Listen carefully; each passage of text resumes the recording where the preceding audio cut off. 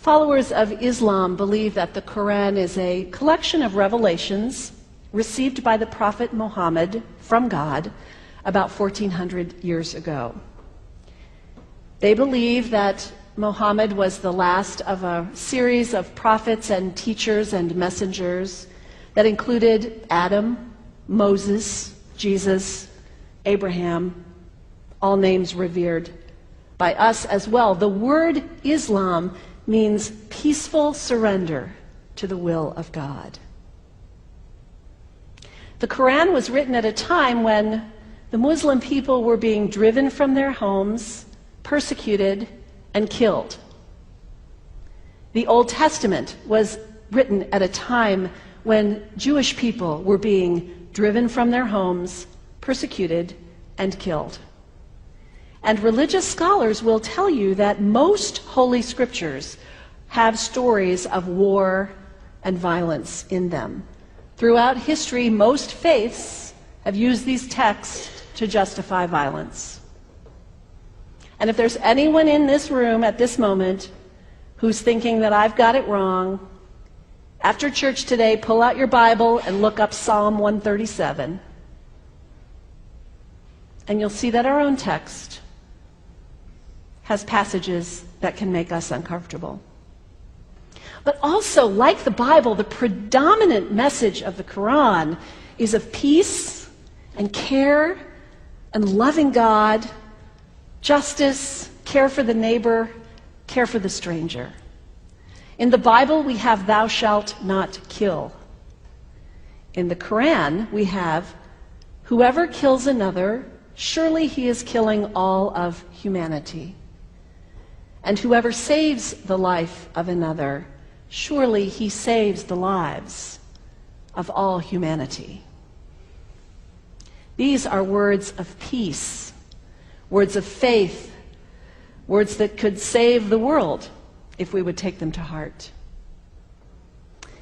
The second thing you can do, the next time someone sends you one of those emails demonizing Islam, delete it. Don't forward it. Don't participate in the stereotyping. Don't give in to your fear. It's okay to be a little afraid. We all have those emotions. Just don't give in to it. Don't sign on for it. Don't focus on this tiny group of extremists who commit acts of violence. Focus on the hundreds of millions of Muslim people in the world who are people of faith, whose priorities and concerns and families are not so different from your own.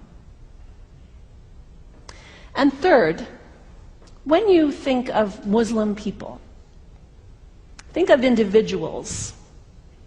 Think of the professor at Ohio State. Think of the engineer at Honda. Think of the teacher at the elementary school down the street. When you think of Muslim people, remember those who died on 9/11, not the hijackers. There was only a handful of them. Remember Mohammed Sunhami Hamandi. He was born in Pakistan. He came to the United States as a small child with his parents. He played high school football. He went to college. He became a part-time ambulance driver. He died, this Muslim young man, on 9/11, trying to rescue people and save lives. When you think of Muslim people, remember Mohammed Salahuddin Cloudhurry. He was a waiter at Windows on the World, which was at the top of the World Trade Center. He died that day. His wife had their baby 2 days later. When you think of Muslim people, remember Rama Salih. She was a woman, 28 years old. Her neighbors described her as fun and outgoing and generous.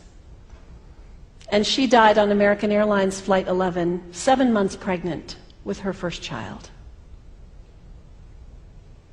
Remember the founder of the Islamic Circle of North America, who worked in the World Trade Center and also died on September 11th.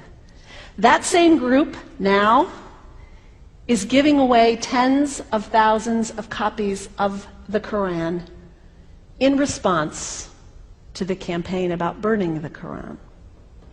In the language of their own tradition, they are spreading words of faith and peace and hope. One of the ladies at the 8:30 service this morning said to me after, maybe we should declare September 11th, buy a Quran and read some of it.